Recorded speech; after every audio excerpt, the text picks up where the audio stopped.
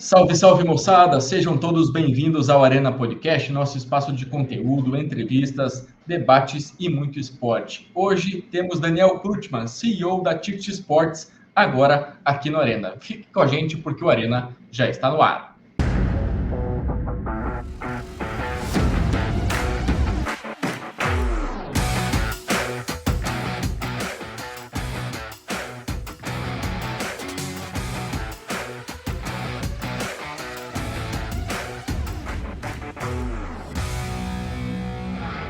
Estamos ao vivo no YouTube do Arena Podcast, seja muito bem-vindo, curta, comente e compartilhe as nossas lives, faça com que o nosso programa chegue cada vez mais longe. E hoje, Daniel Krutman, CEO da Ticket Sports, seja muito bem-vindo, Daniel. Pietro, obrigado pelo convite, obrigado pelo papo para a gente falar de corrida, de esporte, sempre uma honra, e nesse espaço novo, né, que é o Arena, uma honra estar estreando minha participação aqui, já esse sucesso de público e com discussões tão legais que eu tenho acompanhado. Bora lá. Maravilha. Daniel, não podemos começar esse bate-papo de outra forma que não o novo mote da Ticket Sports. O que esperar no mundo da corrida em 2026? Como é que vocês veem esse cenário para os próximos meses? Boa, legal. Bom, primeiro, acho que é importante falar que a gente vem de 4 anos seguidos de muito crescimento, não só o Ticket Sports, mas todo o setor, né? Todo esse universo da corrida, desde 2022, vem assim acelerando demais e com crescimentos de 40, 20, 25% no número de corredores, no número de atletas amadores envolvidos no esporte. E para esse ano já começa a ficar um pouco mais difícil crescer em patamares tão agressivos. Então, o que antes era um movimento muito mais de escala e de mudança social, de realmente dobrar, triplicar o número de corredores, da gente ver muita gente nova, passa a ser uma realidade. E uma realidade não consegue crescer em índices tão fortes como em anos anteriores. Então, se a gente via muita gente começando no esporte, acho que esse ano a gente ainda vai continuar vendo muita gente começando no esporte, só que já numa base muito maior. Então, é um esporte que teve um apelo gigantesco de entrada, de troca de geração, de consumo, que vai continuar tendo, que vai sustentar o número de pessoas, que vai chegar mais gente, mas talvez não causando tanta ansiedade e transformação. Então, a gente está prevendo uma desaceleração no crescimento no número de atletas e, ao mesmo tempo, um ambiente bom, tanto para fazer negócio, que é mais ou menos o que a gente tenta falar mais no nosso dia a dia, mas também de menos ansiedade, de mais respiro, de mais jeitos de pensar, de mais criatividade. Nós tivemos um boom das pessoas tentando conversar com a gente, querendo saber como é que eu faço para participar dos eventos, que coisa é essa que eu estou me metendo agora, né? E aí a gente passa a ser um pouco menos, uma necessidade menor de acolhimento dessa galera nova, mas talvez uma necessidade maior de sofisticação e de profissionalização. Dizer que há uma desaceleração da corrida de rua no Brasil significa dizer que o mercado está saturado ou quer dizer que os objetivos são outros, o comportamento está mudando, sempre em movimento? Como que você vê essa questão? Desacelerar não é parar de crescer, é só crescer num ritmo menos forte do que antes. Talvez com mais sustentabilidade, com mais respiro. Então, é isso que a gente quer dizer, que os assuntos vão ficar menos assuntos de entrada e menos debates sobre quem está chegando, acolher novos, como é que faz para participar, devo ou não participar de um evento, devo ou não comprar um relógio, devo ou não comprar um tênis, e ficar talvez um pouco mais sofisticados, né?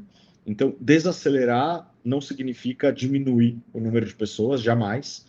Está aumentando sobre uma base maior. O que está desacelerando é o volume de crescimento. Ainda bem, porque a gente também precisava de um respiro para conseguir botar a casa em ordem. Entendi. Vocês tiveram uma experiência na São Silvestre em que vocês se prepararam para um número X de acessos no momento da inscrição.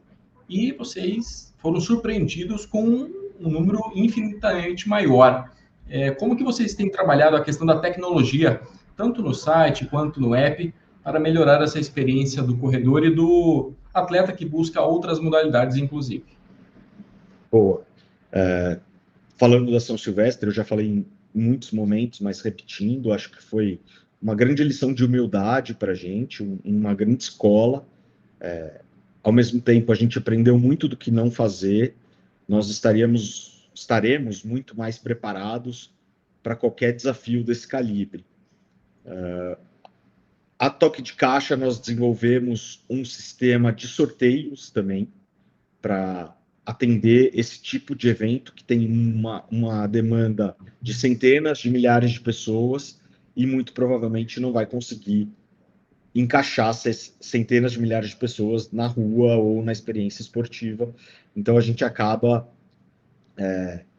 colocando mais isso como uma tecnologia diferente, super transparente e com regras cada vez mais claras. Tem muito a melhorar ainda no sistema de sorteio, mas a gente aprendeu muito já esse ano com ele. Eu acho que é uma opção que vai ser muito olhada pelos organizadores de eventos em 2026.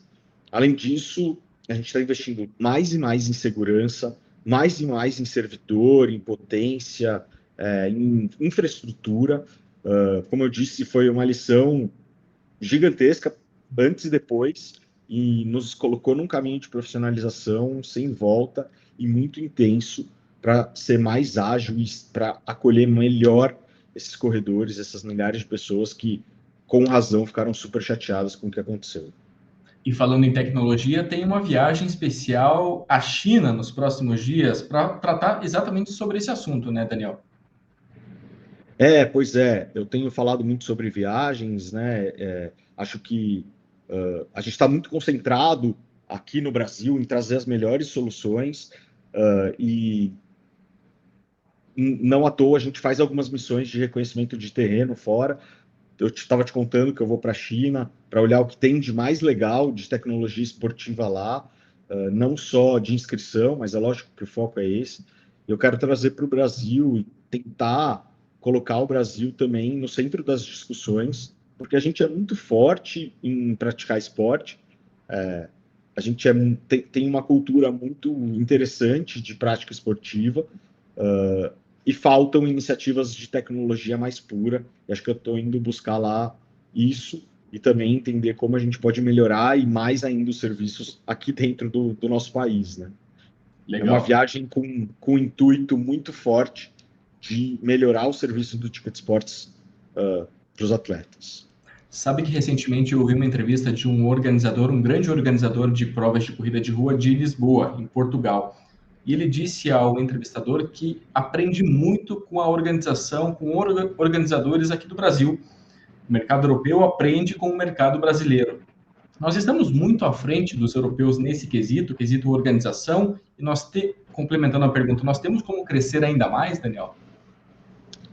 Europeus, eu acho que é muito grande o universo. Certo.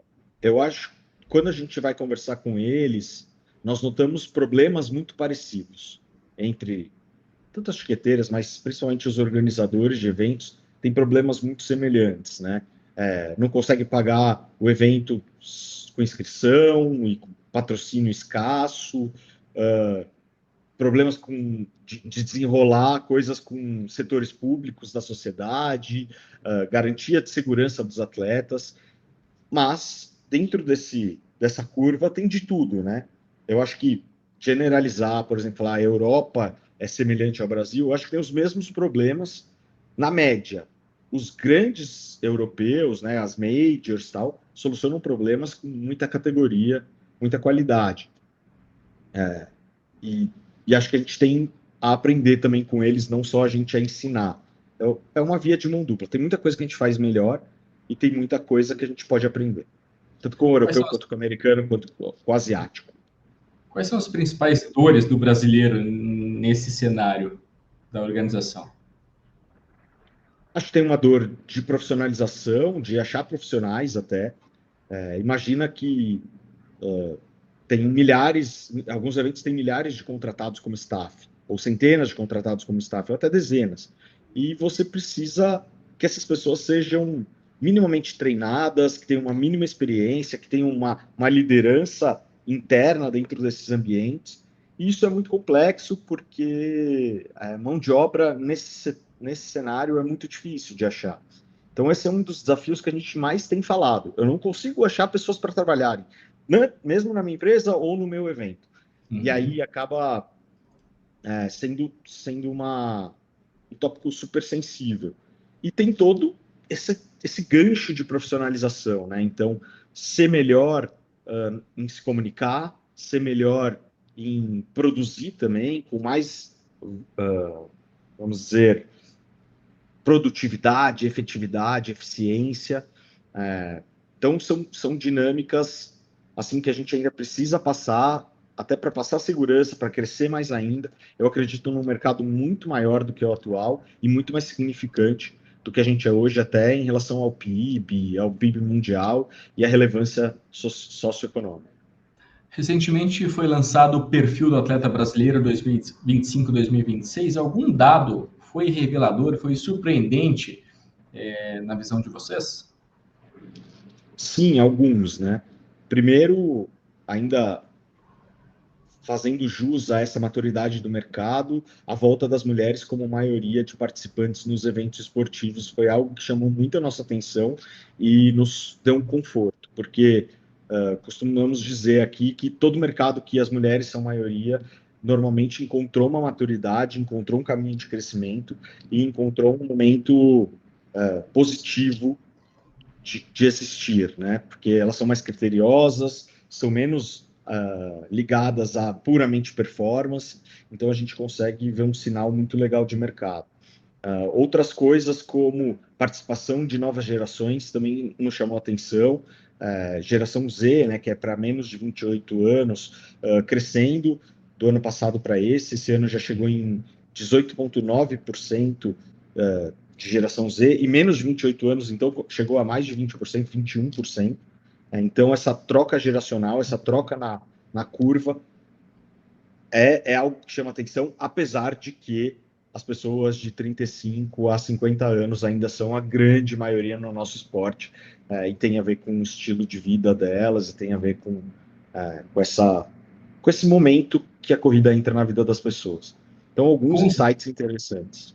com os cadastros, com os dados que vocês recolhem dos participantes, é possível mensurar o motivo dessa mudança de comportamento, essa mudança social do atleta brasileiro? A idade média caiu para 38 anos, é um público de 88, 89, ali um pouco antes da década de 90.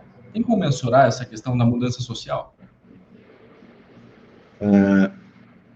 Mas você quer dizer como mensurar o que vem por aí, ou se a gente atribui algum tipo de mudança comportamental? Mudança comportamental, exatamente. Ah, O jovem deixou de frequentar as a baladas balada, para é ter uma isso. vida mais ativa no esporte, parou de beber e começou a treinar mais, nesse sentido. Perfeito. A gente fala em ressolarização. Eu nem sei se essa é uma palavra inventada ou não, mas é a troca da noite pelo dia. Quando a Sim. gente era jovem, a graça era ir para a festa e ver os dias raiar. Hoje em dia tem esse movimento de contracultura dos jovens que viram a nossa geração, a minha geração, estou com 42 anos, acho que você deve ser bem mais novo, mas viram a minha geração, 36, não muito. somos mais ou menos da mesma geração, Sim.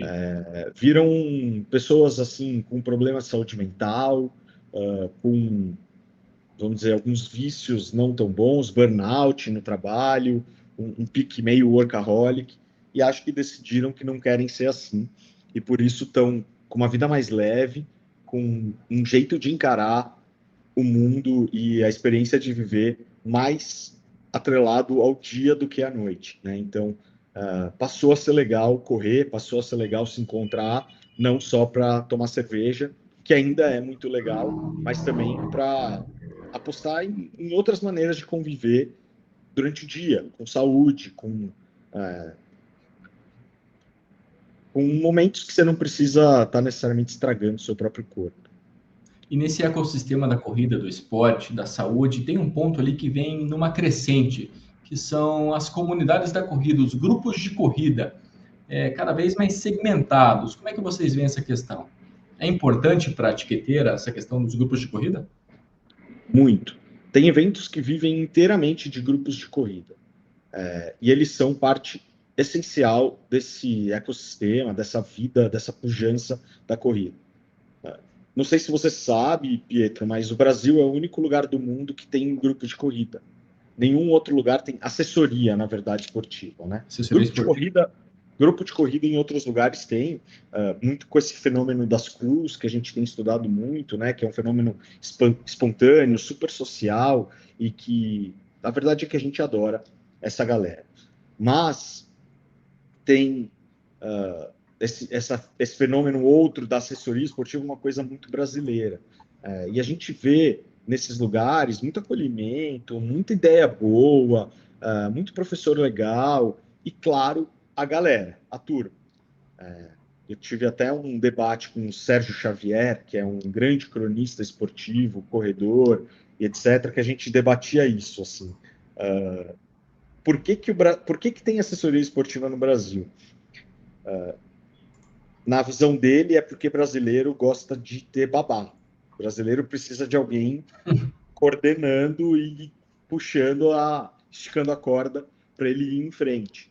Sim. E eu concordo com ele. Só que acho que eu adicionaria outro tópico aí, que é nós gostamos de festa. Apesar dessa ressolarização. Então, as assessorias hoje são cerca de 15% a 20% do mercado total de inscrições no ano. São super importantes, são essência, porque elas formam opinião e porque elas sempre estão lá. Porque os eventos fazem parte do calendário da experiência de participar de uma assessoria. Por isso que os eventos e assessorias têm que ser tão íntimos e se entender tão bem. Eu faço parte de uma assessoria há 3 anos, assessoria de corrida, e eu gosto dessa parte do pertencimento de um grupo, fazer parte daquela comunidade ali, dialogar, conviver semanalmente com essas pessoas. Eu acho bacana, mas faz sentido o que como você e como o Sérgio pensam em relação a esses grupos. Acho que é os dois, né? É a necessidade de ter orientação, sim, por essência, e a necessidade de estar em galera, de estar com pessoas que eu considero da minha tribo. Hoje eu li a sua coluna no Máquina do Esporte, o fã e o fanático, um desafio para as marcas. Queria que você falasse um pouquinho sobre esse texto, sobre o que você pensa sobre essa relação entre o fã e o fanático no mundo da corrida. Boa. É um tema que eu estou me debruçando muito. Nós estamos, assim, analisando qual é o comportamento dos atletas amadores, especialmente nas interfaces digitais, nas redes sociais, etc. Né? E o que a gente percebeu é que tem muita gente muito legal. A grande maioria, 98% das pessoas, são muito legais, querem contribuir, dão feedbacks construtivos para a gente crescer, mas tem ali um pequeno percentual que confunde a própria existência com o esporte. Então a gente está diferenciando muito o que é a opinião de alguém que é fã, de alguém que quer o bem do esporte, de alguém que quer o bem da comunidade esportiva, daquele cara que é fanático. O fanático, ele não se dissocia do próprio esporte, ele não se dissocia da própria prática, e ele acha que ele é a própria corrida, ele acha que ele é o próprio ciclismo, ele acha que ele é a própria natação. E as opiniões são muito agressivas, elas passam a ser com uma contundência que passa do ponto e que muitas vezes a gente está absorvendo, né? Então, minha tese é que se a gente começar a conseguir diferenciar o fã, né, que é a grande maioria, que contribui, que quer o bem do todo, do fanático, que é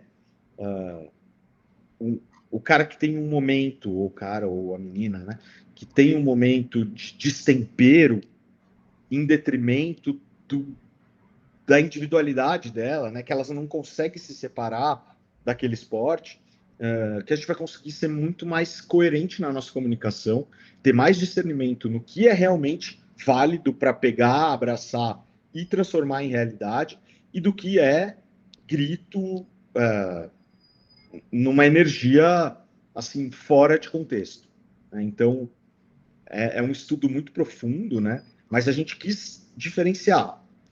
Existe o fã. O fã é a base de consumo de qualquer esporte. O fanático, ele passa do ponto. Ele Aí apela. o fanático utiliza a rede social para atacar, para ofender, para ameaçar e não para contribuir com o esporte, né? Com a corrida, com o triatlo, com a corrida de montanha. Ele passa do ponto, como você mencionou. E é sobre ele. Esse é o ponto do fanático. É eu não consegui, fui prejudicado, eu me senti lesado, eu me senti prejudicado. Não é sobre fazer um mundo melhor. É sobre se confundir e se colocar no centro de todas as decisões. Então, é um comportamento complexo. E eu quero deixar claro que é sem julgamento esse estudo, né? Talvez a gente precise entender e também acolher esse cara. Mas separar o joio do trigo, acho que é o tema principal da minha coluna desse mês. E o perfil do fanático se assemelha com o perfil do cara que tira cópia do número de peito e participa de pipoca em uma prova de corrida. É o cara que Eu não diria admite. que eu diria que é o mesmo. Porque, primeiro, ele acha que ele pode qualquer coisa porque ele é o esporte. Sem ele, não tem o evento. Sem ele, não tem a experiência. Né? Segundo, que ele não admite ficar de fora de alguma coisa. Terceiro, que ele provavelmente tem a verdade absoluta de quanto custa para fazer um evento, é, da história dele dentro daquele esporte, e por isso justifica qualquer coisa. Então, são pessoas que acabam tendo valores distorcidos até por essa profunda identificação com o que a gente faz. Certo. Conta pra gente como é que foi, conta um pouco pra gente como é que foi o quarto Summit Abracel CBAT, o que vocês ouviram de novo, como que foi essa interação, esse networking lá nesse Summit? Boa. A Abracel, para quem não sabe, é a Associação Brasileira dos Organizadores de Corrida de Rua e Esporte Outdoor, esse nome gigante mesmo, que reúne os principais organizadores do Brasil para várias coisas, né? Primeiro, para lutar por pautas que são caras a esse mercado, por ter um poder político maior e negocial maior, mas também para conversar e trocar ideia entre o próprio mercado. Sim. Isso é um ganho gigantesco que a gente tem. Todo mundo compartilha melhorias, a gente se encontra para falar o que está dando certo, o que está dando errado, compartilha-se muita experiência, e num ambiente desse, a gente tem acesso a o que estão pensando também em outras esferas da sociedade, quais são as políticas públicas principais, como pensam as federações e quem está ligado às federações, como pensam os organizadores de outros estados, de outras regiões do Brasil, quais são as diferenças de visão, quais são as diferenças de desafios que tem o organizador que faz prova no Amapá e o organizador que faz prova no Rio Grande do Sul, e como eles podem encontrar sinergias e aprender junto. Então, é um espaço que está todo mundo aberto para escutar e também para compartilhar. Então, é muito rico, esse tipo de encontro mudou o mercado, ele acontece há alguns anos já, de algumas formas, às vezes mais regionais. Esse é um encontro, por exemplo, muito mais nacional, mas ele entrega qualificação para um setor inteiro, para um mercado como um todo. Assim. E que avaliação você faz do trabalho da CBAT, a Confederação Brasileira de Atletismo, até aqui? Nunca tivemos uma CBAT tão legal, tão atuante e tão séria como a atual. São pessoas diferentes que a gente tem lá, e eu sempre falo isso para a turma de lá. Nós somos privilegiados de viver essa época e de ver tanta luta por um esporte mais democrático, por diálogo com essa sociedade. Primeiro, eles reconheceram os eventos e esse setor privado como parte muito importante do fomento ao esporte no Brasil, que era uma distância muito grande que tinha antes. A CBAT ficava muito isolada num contexto de competições e até de ciclos olímpicos, o que ela ainda faz, e faz muito bem, mas ela ficava, vamos dizer, inseparável. Ela ficava destacada do movimento que é o movimento de massa e que hoje a gente tem, por exemplo, instituições internacionais muito antenadas, como é o World Athletics, que inclusive é a FIFA do atletismo, né? Então, na figura do presidente Vladimir, que é um grande coração, um cara querido, incansável, está em todos os cantos do Brasil, do Cláudio Castilho, grande treinador de corrida, mas também muito organizado, muito fácil de conversar, muito objetivo. Toda a turma, né? O Edson, né? Que nosso medalhista olímpico, vice-presidente da CBAT, super emblemático, super carismático. Então é uma turma que faz bem para o esporte, cara. E a gente está bem servido de confederação. Eu tenho muito orgulho e honra de estar vivendo esse momento do esporte junto com essa galera. E essa aproximação entre CBAT e o público, eu vejo uma diferença da administração passada, que eles se comunicam mais, aparecem mais, dão as caras, estão toda hora na rede social, toda hora no Instagram, participando de podcasts, entrevistas na TV aberta, na TV fechada, então estão sempre em contato, sempre passando a mensagem e ouvindo as dores do público, as dores dos corredores ou de outras modalidades que envolvem o atletismo, né, Daniel? Perfeito. E é isso, né, que eles têm que fazer.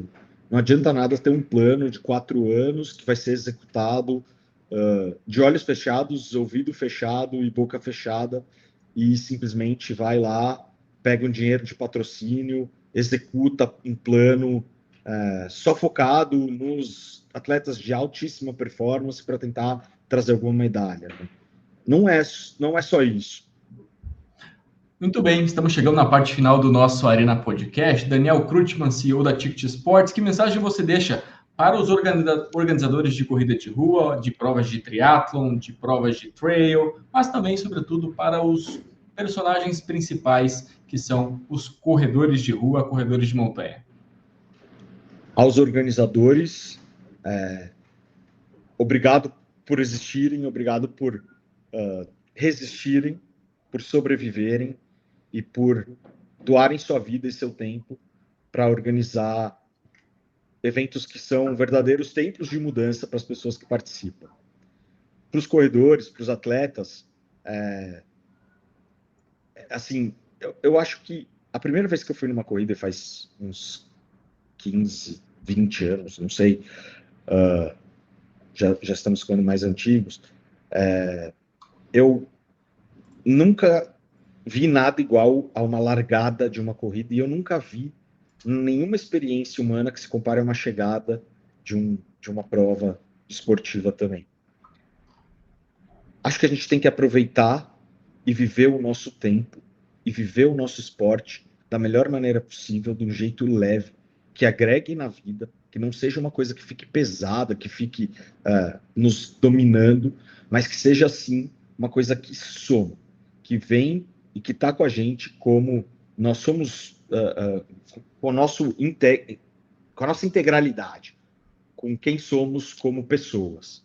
Então, também agradecer para todos os clientes do Ticket Sports que confiam na gente. Nós vamos estar muito melhores esse ano e o ano que vem de novo, e junto com os atletas, para o que daí vier. Maravilha, Daniel, muito obrigado pela participação, pelo bate-papo, um ótimo ano para você, bom trabalho e volte com mais novidades aqui no Arena Podcast. Um abraço para você. Sempre que me convidar. Longa vida, Arena Podcast.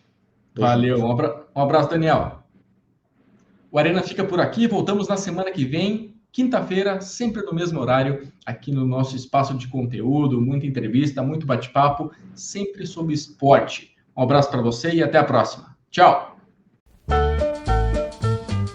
Não se preocupe, não demora, chame Roto Router. este é o nome. E a sujeira descerá pelo cano. Não se preocupe, não demora. Chame Roto-Rooter. Chame Roto-Rooter, este é o nome. E a sujeira descerá pelo cano. Roto-Rooter.